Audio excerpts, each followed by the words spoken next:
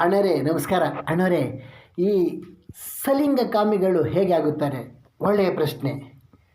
ಸ್ತ್ರೀ ಪುರುಷರು ಪರಸ್ಪರ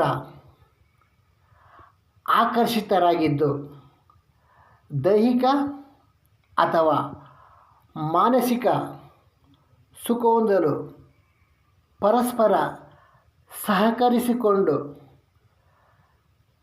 ಸಂತೃಪ್ತಿ ಆಗದೆ ಹೋದಾಗ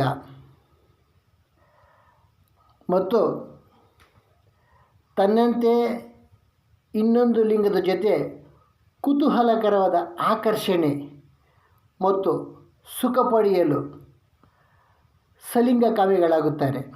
ಅಥವಾ ಬೆಳೆಯುವಾಗ ದೇಹದಲ್ಲಿ ಜೀನ್ಸ್ಗಳ ಪರಿವರ್ತನೆಯಾಗಿ ಅದರಿಂದ ಮಾನಸಿಕವಾಗಿ ಪರಿವರ್ತನೆಗೊಂಡು ಸಲಿಂಗಕಾಮಿಗಳಾಗುತ್ತಾರೆ.